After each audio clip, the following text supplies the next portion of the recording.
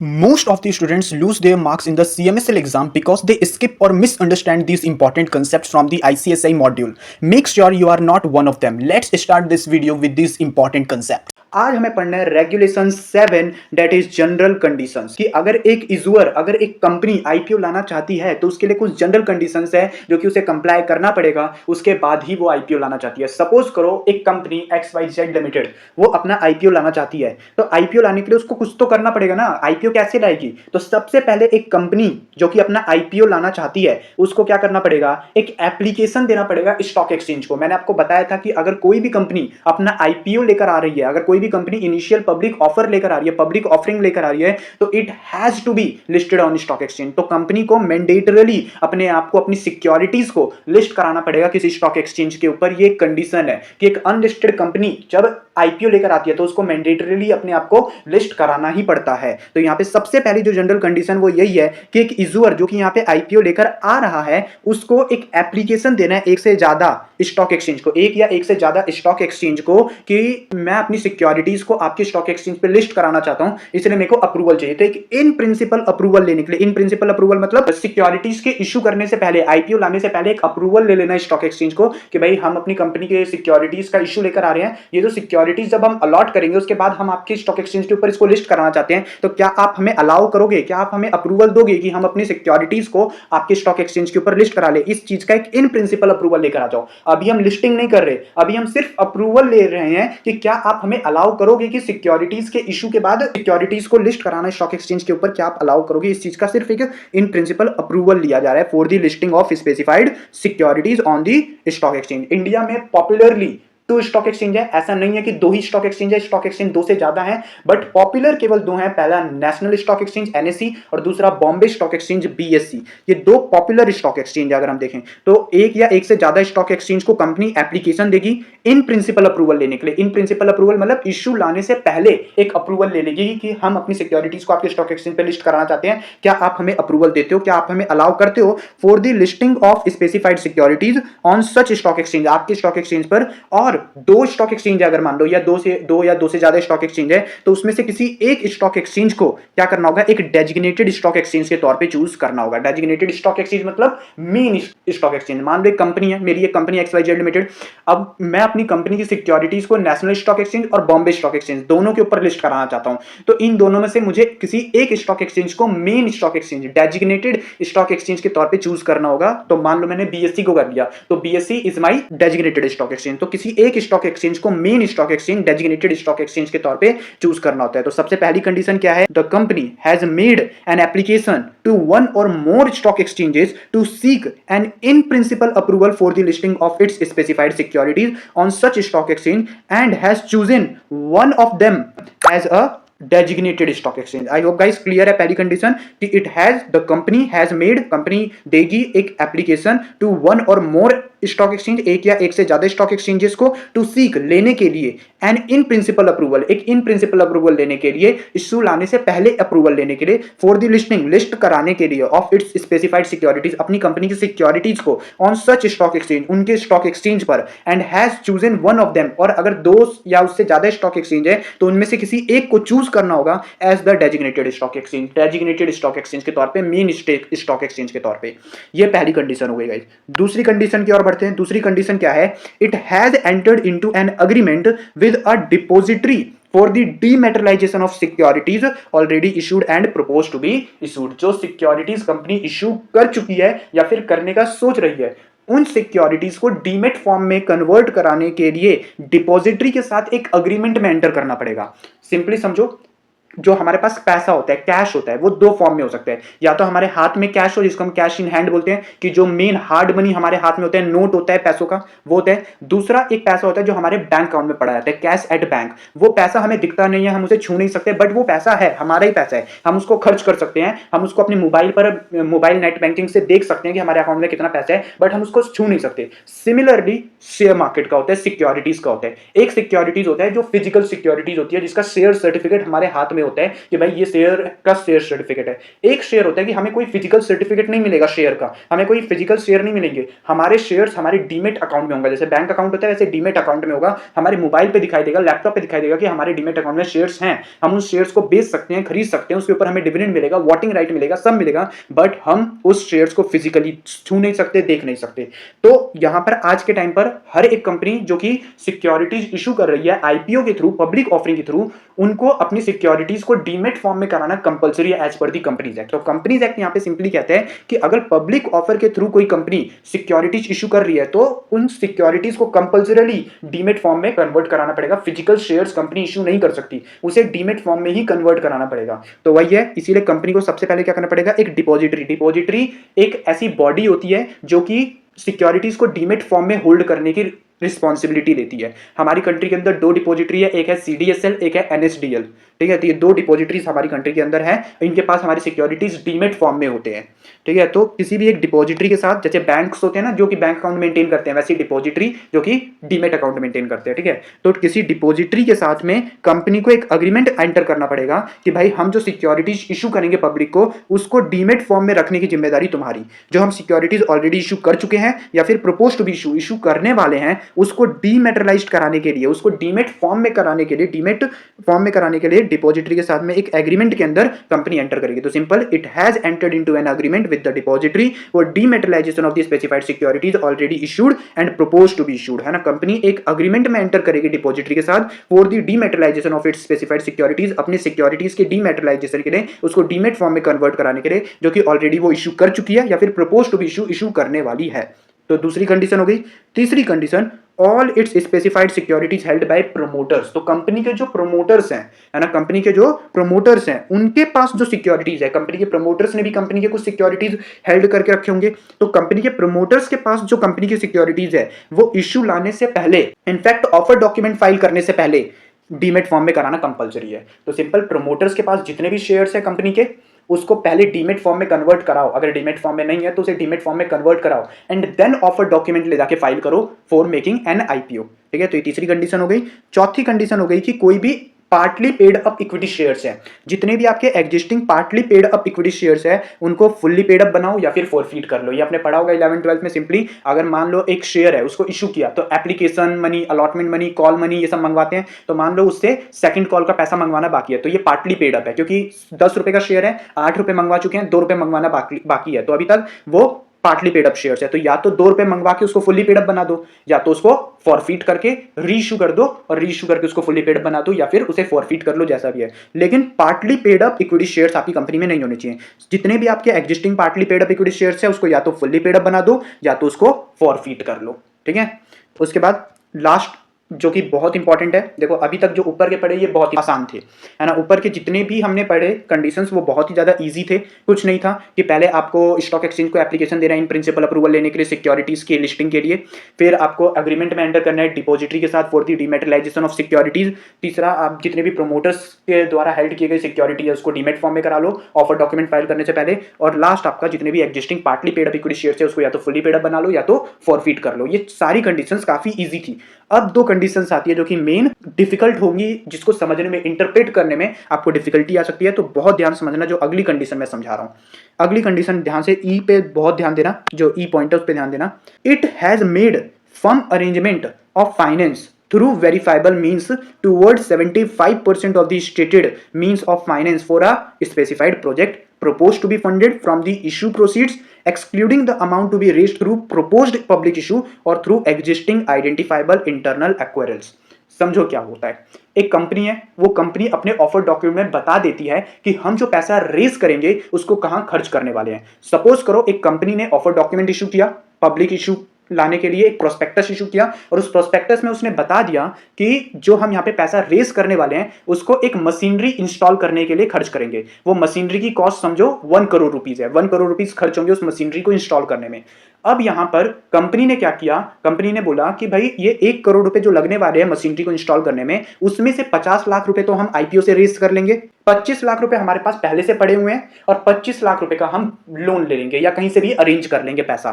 25 लाख रुपए का है तो बैंक से लोन ले लेंगे या कहीं से भी पैसा अरेंज कर लेंगे। अब सपोज करो कंपनी आईपीओ लेकर आई, 50 लाख रुपए रेज कर लिए, 25 लाख रुपए उनके पास पहले से थे, 25 लाख का जब वो लोन मांगने गए तो बैंक ने मना कर दिया और कहीं से भी 25 लाख रुपए अरेंज नहीं हो रहे, तो क्या अब यहां पर दिक्कत हो जाएगी, क्योंकि अब मशीनरी को इंस्टॉल करने में तो 1 करोड़ रुपए लगने हैं जबकि पैसा केवल 75 लाख है, बाकी के 25 लाख रुपए तो इकट्ठा ही नहीं हो रहे, तो अब क्या करेगी कंपनी, अब यहां पे दिक्कत हो जाएगी। तो यहां पर एक सॉल्यूशन लेकर आए डेट्स कि कंपनी को पहले क्या करना है, जो बैंक है उनके पास जाओ और एक सैंक्शन लेटर लेकर आओ। सैंक्शन लेटर मतलब एक लेटर होगा जिसमें बैंक लिख कर देगी कि कंपनी जब हमसे पैसा मांगेगी तो अब हम 25 लाख रुपए का जो लोन है उसको सैंक्शन कर देंगे, परमिट कर देंगे, मतलब 25 लाख रुपए का लोन हम कंपनी को दे देंगे। ऐसा एक फर्म अरेंजमेंट लेकर आओ, मतलब कहीं से भी एक कमिटमेंट लेकर आओ कि भाई यहाँ पर 50-25 लाख रुपए जो हमें रेस करने हैं, जो बाकी हमें अरेंज करने हैं, वो हमारा अरेंज हो जाएगा, कोई दिक्कत की बात नहीं है। ऐसा एक सैंक्शन लेटर फर्म अरेंजमेंट का कोई प्रूफ लेकर आओ कि 25 लाख रुपए लेने में हमें कोई दिक्कत नहीं होंगे, ताकि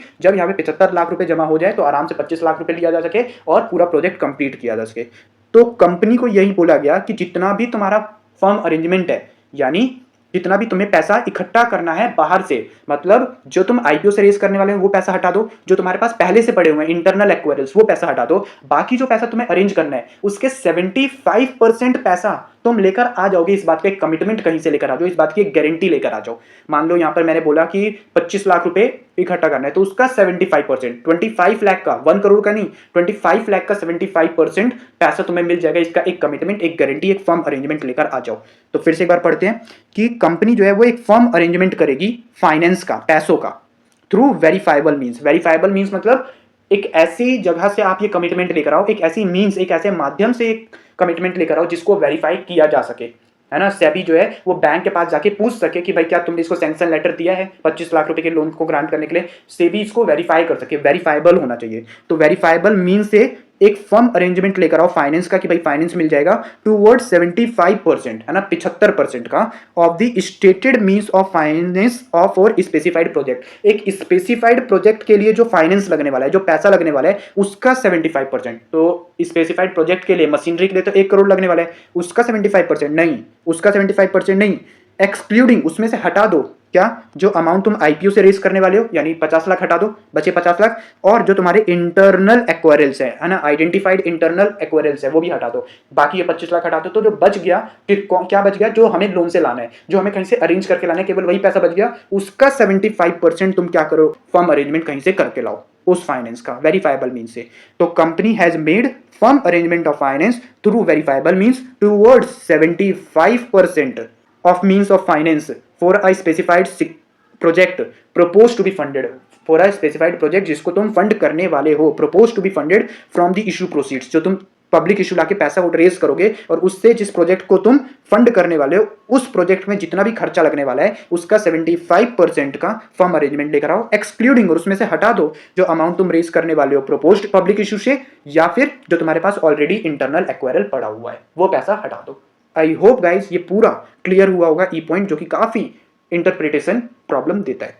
अगला पॉइंट और अच्छा है कि the amount for general corporate purpose as mentioned in the object of the issue in the draft offer document and the offer document shall not exceed 25% of the amount being raised by the issuer. मतलब अब यहाँ पे भी एक problem आ जाती है, क्या मैंने बोला था कि ऑफर डॉक्यूमेंट में कंपनी को बताना पड़ता है कि वो जो पैसा रेज करने वाली है उसको कहाँ खर्च करने वाली है। अब कई बार कंपनी क्या करती थी कि वो सीधा लिख देती थी कि जनरल कॉर्पोरेट पर्पस, कि हम जो पैसा रेज करेंगे उसको हम खर्च करेंगे जनरल कॉर्पोरेट पर्पस के लिए। अब जनरल कॉर्पोरेट पर्पस मतलब ये डिस्क्लोज ही नहीं किया, जबकि नाम क्या है आईसीडीआर, डी का मतलब क्या है डिस्क्लोजर। तो मेन पर्पस यहाँ पे रेगुलेशन का बनाना का मेन पर्पस क्या था कि प्रॉपर डिस्क्लोजर देना पब्लिक को। अब यहाँ पे डिस्क्लोजर को छुपाने के लिए कंपनी सीधा लिख देती थी जनरल कॉर्पोरेट पर्पस, कि हम जनरल कंपनी के किसी पर्पस के लिए खर्च करेंगे। अब जनरल कॉर्पोरेट पर्पस में क्या आएगा ये किसी को पता ही नहीं था, तो इसीलिए यहाँ पे ये कंडीशन बनाई गई कि सिंपली समझो कि जनरल कॉर्पोरेट पर्पस के नाम से आप केवल 25% तक ही पैसा रेज कर सकते हो। अगर कंपनी 1 करोड़ पैसा रेज करना चाह रही है तो 25 लाख रुपए तक ही वो यहां पर जनरल कॉर्पोरेट पर्पस के नाम से रेज कर सकती है। बाकी 75 लाख रुपए के लिए तो उसको प्रॉपर डिस्क्लोजर देना पड़ेगा कि वो कहां खर्च करेगी वो बाकी के 75 लाख। जनरल कॉर्पोरेट पर्पस बोल के तुम केवल 25 लाख तक खर्च कर सकते हो, इससे ऊपर रेज नहीं कर पाओगे। तो ये एक कैप लगा दी जिससे डिस्क्लोजर रिक्वायरमेंट जो है कंपनी के ऊपर वापस आ गई। अब यहाँ पे कंपनी ने नया तरीका और निकाल लिया। अच्छा, जनरल कॉर्पोरेट पर्पस के लिए 25% ही ले सकते हैं क्या? ठीक है, तो बाकी का जो पैसा है वो हम कहां खर्च करेंगे? Not identified acquisition or investment target पे। हमें नहीं पता हम पर कहीं पर इन्वेस्ट करेंगे, अभी आइडेंटिफाइड नहीं है, अभी हमें नहीं पता, लेकिन कहीं पर तो इन्वेस्टमेंट करेंगे। अब यहां पर भी वही हो गया, डिस्क्लोजर तो तुम दे ही नहीं रहे, तो यहां पर भी बोला गया कि तुम अनआइडेंटिफाइड इन्वेस्टमेंट टारगेट बोल के भी 25% से ज्यादा रेज नहीं कर सकते। और तो फिर जनरल कॉर्पोरेट पर्पस के तौर पे 25% और इन्वेस्टमेंट टारगेट के तौर पे 25%, 50% रेज कर सकते हैं बिना बताए? नहीं, दोनों का मिला के 35% से ज्यादा रेज नहीं कर पाओगे। तो सिंपली क्या बोला गया? The amount for the general corporate purpose, जो तुम पैसा रेज करोगे जनरल कॉर्पोरेट पर्पस के लिए, और not identified acquisition or investment target के तौर पे, वो शैल नॉट एक्सीड 35%। वो 35% से ज्यादा नहीं होगा। मतलब दोनों का मिला के 35% और इंडिविजुअली 20-25%। अब जैसे तुम्हें करने वैसे करो। तुमने 10% जनरल कॉर्पोरेट के नाम से रेज कर लिया और 25% अनआइडेंटिफाइड इन्वेस्टमेंट के तौर पे कर लिया, जैसे करना है करो, बट दोनों का मिला के 35% से ज्यादा नहीं होना चाहिए और इंडिविजुअली अकेले अकेले 25% से ज्यादा नहीं होना चाहिए। सिंपली, है ना? तो यहाँ पे पूरा एक बार पढ़ लेते हैं तो समझ में आ जाएगा क्या कह रहा है। The amount for the general corporate purposes as mentioned in the objects of the issue in the draft of a document and the offer document shall not exceed 25% of the amount being raised by the issuer. Issuer जितना पैसा raise करेगा उसके 25% से ज्यादा general corporate purpose के तौर पे आप अमाउंट रेज नहीं करोगे। ठीक है। The amount for the general corporate purpose and such objects where the issuer company has not identified acquisition or investment target as mentioned in the object of the issue in the draft of a document and the offer document shall not exceed 35%। वो आपका 35% से ज्यादा नहीं होगा। तो दोनों का मिलाकर जनरल कॉर्पोरेट पर्पस और अनआइडेंटिफाइड इन्वेस्टमेंट टारगेट दोनों का मिलाकर 35% से ज्यादा नहीं होगा of the amount being raised by the issuer. However, the amount raised for such issue where the issuer has company has not identified acquisition or investment target as mentioned in the object of the issuer in the draft of a document and the offer document shall not exceed 25% of the amount being issued by the issuer। तो मतलब क्या बोल रहा है? जो amount आप raise करोगे for such object, उन ऑब्जेक्ट के लिए जहां पर इशूअर कंपनी के पास कोई भी आइडेंटिफाइड एक्विजिशन टारगेट नहीं है, हैज नॉट आइडेंटिफाइड नहीं है एक्विजिशन या इन्वेस्टमेंट टारगेट, तो इस पर्पस के लिए भी जो आप पैसा रेज करने वाले हो, जो कि ड्राफ्ट ऑफ अ डॉक्यूमेंट के ऑब्जेक्ट में या फिर ऑफर डॉक्यूमेंट के ऑब्जेक्ट में मेंशन होगा, वो भी आपका 25% से ज्यादा का नहीं होगा जो भी अमाउंट रेज करने वाले है इशूअर द्वारा। तो इंडिविजुअली दोनों का देखा जाए तो 20-25% कि दोनों 25% से ज्यादा नहीं ले सकते, और दोनों का मिलाकर अगर देखा जाए तो वो भी 35% से ज्यादा का नहीं होना चाहिए of the amount being raised by the issuer through IPO. ठीक है। Provided that such limit shall not apply if the proposed acquisition or strategic investment object has been identified। मैंने क्या बोला? अनआइडेंटिफाइड अगर इन्वेस्टमेंट टारगेट है तो 25% से ज्यादा तुम रेज नहीं कर सकते। लेकिन अगर इन्वेस्टमेंट टारगेट आइडेंटिफाइड है कि भाई हम मशीनरी में इन्वेस्ट करेंगे, हम मशीनरी इंस्टॉल करेंगे, अगर आइडेंटिफाइड इन्वेस्टमेंट टारगेट है तो वहां पे तो आपने डिस्क्लोजर दे ही दिया ना कि आप कहां इन्वेस्ट करने वाले हो, तो फिर उसके ऊपर ये लिमिट अप्लाई नहीं होगी। तो सच लिमिट, ये जो लिमिट है ये अप्लाई नहीं होगी अगर जो प्रपोज, जो तुम एक्विजिशन करने वाले हो या फिर जो भी तुम स्ट्रेटेजिक इन्वेस्टमेंट करने वाले हो हैज बीन आइडेंटिफाइड, वो आइडेंटिफाइड है and suitable specific disclosure about such acquisition or investment are made in the draft of a document। और प्रॉपर जो डिस्क्लोजर है उस एक्विजिशन या फिर इन्वेस्टमेंट के बारे में वो तुमने ड्राफ्ट ऑफर डॉक्यूमेंट में और ऑफर डॉक्यूमेंट में, जब आप ऑफर डॉक्यूमेंट को फाइल कर रहे हो आरओसी के पास में या फिर सेबी के पास में, उस टाइम पर प्रॉपर डिस्क्लोजर जो है उस इन्वेस्टमेंट के बारे में दे दिया है प्रोस्पेक्टस के अंदर, तो चलेगा। तो अगर आपने प्रॉपर डिस्क्लोजर दे दिया है और आपका जो इन्वेस्टमेंट है वो आइडेंटिफाइड है तो ये 25% की लिमिट अप्लाई नहीं होती। जितना पैसा आप रेज करना चाहो कर सकते हो, कोई दिक्कत की बात नहीं है। मेन तो डिस्क्लोजर का प्रॉब्लम था ना, डिस्क्लोजर नहीं देती थी कंपनी डिस्क्लोजर से बचना चाहती थी, इसलिए तो ये कैप लगाया कि जनरल कॉर्पोरेट पर्पस के तौर पे तुम 25% रेज कर सकते हो और इसके में भी 25% कर सकते हो आपका अनआइडेंटिफाइड इन्वेस्टमेंट टारगेट करके, और दोनों का मिला के 35%। तो डिस्क्लोजर दिए बिना तुम मैक्सिमम 35% तक ही रेज कर पाओगे, इससे ज्यादा रेज नहीं कर पाओगे। ठीक है। अब ये कुछ सिंपल एक्सप्लेनेशन दिए हैं। प्रोजेक्ट मतलब वो ऑब्जेक्ट जिसके लिए पैसा रेज किया जाने वाला है प्रोस्पेक्टस इशू करके। ठीक है ना, ये पूरा आपका दे रखा है। पार्टनरशिप और फर्म और एलएलपी का दे रखा है कि अगर कोई कंपनी है, मान लो अगर कोई फर्म है या फिर कोई एलएलपी है ना, और वो क्या हो रही है, एक कंपनी में कन्वर्ट हो रही है। अगर कोई पार्टनरशिप फर्म है या फिर कोई एलएलपी है और वो कंपनी में अपने आप को कन्वर्ट कर रही है, तो जो पार्टनरशिप फर्म के तौर पे या फिर एलएलपी के तौर पर उसका जो भी प्रॉफिट का ट्रैक रिकॉर्ड था, डिस्ट्रीब्यूटेबल प्रॉफिट का जो उसका ट्रैक रिकॉर्ड था, उसको कंसिडर किया जाएगा जब वो कंपनी में कन्वर्ट होगी। जैसे कि मैंने बोला ना कि कंपनी का जो एवरेज ऑपरेटिंग प्रॉफिट है वो कम से कम 15 करोड़ का होना चाहिए पिछले 3 सालों में। तो मान लो पिछले कुछ सालों में वो पार्टनरशिप फर्म थी, अब वो कंपनी में कन्वर्ट हुई है, तो पिछले कुछ सालों में जब वो पार्टनरशिप फर्म थी ना, तो उस समय पर जो उसका प्रॉफिट था उसको भी कंसिडर किया जाएगा, ये देखने के लिए कि पिछले 3 सालों में उसका जो एवरेज ऑपरेटिंग प्रॉफिट है उस वो 15 करोड़ का बन रहा है या नहीं बन रहा है, या पिछले 3 सालों में उसको प्रॉफिट हो रहा है या नहीं हो रहा। तो वो प्रॉफिट वगैरह देखने के लिए पार्टनरशिप फर्म या फिर एलएलपी का जो ट्रैक रिकॉर्ड है उसको भी ध्यान में रखा जाएगा अगर वो कंपनी में कन्वर्ट हुई है। एक बार पढ़ लेते हैं। इन केस इजवर मतलब company which has been a partnership firm और एलएलपी, जो कि पहले पार्टनरशिप फर्म या फिर एलएलपी थी, तो जो ट्रैक रिकॉर्ड है distributable profit of the partnership firm और एलएलपी, तो यहाँ पे जो आपका पार्टनरशिप फर्म या फिर एलएलपी के टाइम पर जो प्रॉफिट का ट्रैक रिकॉर्ड था शेल बी कंसिडर्ड, उसको भी कंसिडर किया जाएगा ओनली इफ द फाइनेंशियल, लेकिन उसके लिए कुछ कंडीशन है, only if the financial statement of the partnership business for the period during which the partnership firm confirmed to and are revised format for the companies under Companies Act 2013 and also comply with the following adequate disclosure are made in the financial statement are required to be made। मतलब एक simply मैं बोलूँ तो जो आपका financial statement है company का, वो कंपनीज एक्ट 2013 के और जो भी एप्लीकेबल अकाउंटिंग स्टैंडर्ड्स हैं उन सबको कंप्लाई करके चल रही है ना। वो पार्टनरशिप फर्म के जो फाइनेंशियल स्टेटमेंट्स है वो सारे कंपनीज एक्ट 2013 के प्रोविजन और जो भी एप्लीकेबल अकाउंटिंग स्टैंडर्ड्स है उसके प्रोविजन उनको कंप्लाई करके बनाए गए हैं। तो अगर ऐसा है तो फिर उनके टेन्योर का पार्टनरशिप फर्म के तौर पे जब उनका डिस्ट्रीब्यूटेबल प्रॉफिट था उसके ट्रैक रिकॉर्ड को भी कंसिडर किया जाएगा, ठीक है ना। एडिक्वेट डिस्क्लोजर जो है फाइनेंशियल स्टेटमेंट में दिया हुआ है और द फाइनेंशियल स्टेटमेंट जो है वो ड्यूली सर्टिफाइड है एक चार्टर्ड अकाउंटेंट द्वारा, ये कहते हुए कि जो अकाउंट्स है और जो डिस्क्लोजर है वो आपके वही कंपनी एक्ट 2013 के हिसाब से हैं। अकाउंटिंग स्टैंडर्ड जो है ICAI के वो फॉलो किए गए हैं और फाइनेंशियल स्टेटमेंट्स जो हैं वो बिल्कुल true and fair view present कर रहे हैं, ठीक है ना। और स्पिनिंग ऑफ अ डिवीजन का मतलब यही होता है कि मान लो एक कंपनी है सपोज करो ITC, तो ITC एक कंपनी है, ITC ने क्या किया अपना एक डिवीजन ITC होटल्स, है ना, ITC ने अपना एक डिवीजन ITC होटल्स को अपने आप से अलग कर दिया, डीमर्जर कर दिया, स्पिन ऑफ कर दिया, अपने आप से अलग कर दिया, डीमर्ज कर दिया। तो जो डीमर्ज कंपनी है ना, जो मतलब रिजल्टिंग कंपनी है, मतलब जो ITC से अलग होकर ITC होटल एक नई कंपनी बनी है, तो जो ITC होटल्स है उसका भी अगेन जो पीछे का ट्रैक रिकॉर्ड है, जब वो ITC के अंदर थी तो उस समय पर उस डिवीजन ने जितना प्रॉफिट बनाया है ना, उस डिवीजन के अलग होने के बाद भी उस प्रॉफिट को कंसिडर किया जाएगा। अगेन वही कंडीशन है जो कि पार्टनरशिप फर्म के लिए थी कि जो फाइनेंशियल स्टेटमेंट है वो आपके कंपनीज एक्ट 2013 के प्रोविजंस को कंप्लाई कर रहे हैं, ड्यूली सर्टिफाइड हैं, प्रॉपर डिस्क्लोजर दे रहे हैं, एप्लीकेबल अकाउंटिंग स्टैंडर्ड्स फॉलो कर रहे हैं, true and fair view present कर रहे हैं, वो सारी condition as it is apply हो जाएगी अगर एक कंपनी डिमर्ज हुई है और रिजल्टिंग कंपनी बनी है। तो जब डिमर्जर से पहले उस डिवीजन का जो प्रॉफिट था उसको भी कंसिडर किया जाएगा अगर ऊपर दी गई कंडीशंस को वो सेटिस्फाई कर रही है। तो वही लिखा है, अगर एक issuer if the issuer formed out of a division, अगर एक कंपनी बनी है एक एग्जिस्टिंग कंपनी के डिवीजन से, ITC होटल्स एक कंपनी है जो कि बनी है ITC में से डिवाइड होकर हटकर, ठीक है। तो अगर एक issuer formed out of a division of an existing company, the track record of the distributable profit of the division spun off shall be considered only if the requirement regarding the financial statement as provided for the partnership firm and LLP are complied with. अगर partnership firm और LLP के लिए जो conditions दे रखी है वो अगर comply हो रही है तभी उस डिवीजन का जो प्रॉफिट वगैरह है उसको कंसिडर किया जाएगा डिवीजन के बाद जब वो एक कंपनी बन जाएगी।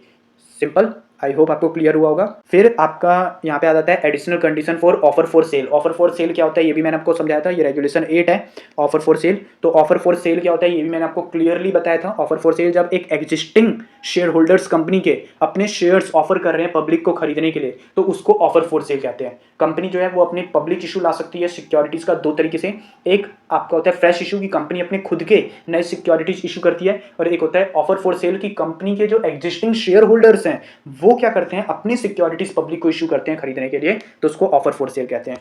तो ऑफर फॉर सेल के लिए भी कुछ जनरल कंडीशंस है।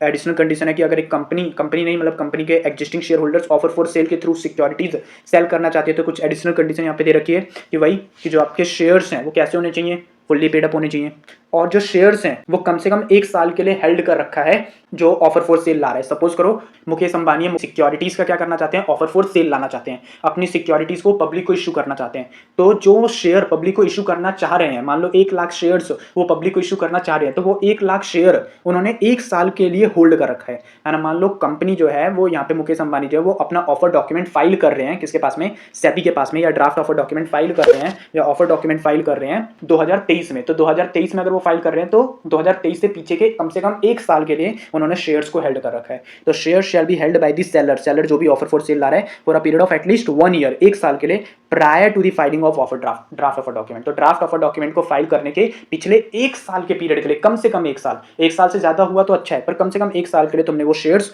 होल्ड करके रखे हो, ठीक है। अगर कोई सिक्योरिटीज है जो कि कन्वर्टेबल सिक्योरिटीज है, कन्वर्टेबल सिक्योरिटीज मतलब मेरे पास डिबेंचर्स थे 6 महीने के लिए, अब वो 6 महीने के बाद वो डिबेंचर्स कन्वर्ट होकर शेयर्स बन गए, तो वो 6 महीने के लिए जो मेरे पास डिबेंचर्स पड़े हुए थे वो भी 1 साल में काउंट किया जाएगा। भले मेरे पास डिबेंचर्स थे जो कि कन्वर्टेबल होने वाले थे शेयर्स में, लेकिन कन्वर्टेबल तो होने वाले थे ना शेयर्स में, और उसको मैंने होल्ड कर रखा है 6 महीने के लिए, तो 6 महीने भी काउंट किया जाएगा। मान लो मैंने 6 महीने डिबेंचर्स होल्ड किए, 6 महीने के बाद वो डिबेंचर्स कन्वर्ट हो गए शेयर्स में, और फिर मैंने उन शेयर्स को 6 महीने के लिए होल्ड कर लिया, तो दोनों का मिलाकर 1 साल हो गया तो चलेगा, कोई दिक्कत की बात नहीं है। तो वही है, the holding period of such convertible securities including depository receipts as well as that of resultant equity share, मतलब जो कन्वर्टेबल सिक्योरिटीज है यानी डिबेंचर जो कि कन्वर्ट होने वाली है, उसका जो होल्डिंग पीरियड है as well as that resulting equity share, जो कन्वर्ट होने के बाद इक्विटी शेयर बन जाएगी और उसके बाद मैंने होल्ड किया, तो डिबेंचर को 6 महीने के लिए होल्ड किया, और जब वो रिजल्ट होकर इक्विटी शेयर बन गई तो उस इक्विटी शेयर को भी मैंने 6 महीने के लिए होल्ड किया, तो दोनों को होल्ड करूंगा जब, तो दोनों को कंसिडर किया जाएगा for the purpose of the calculation of 1 year period. तो 1 साल के पीरियड को कैलकुलेट करने के लिए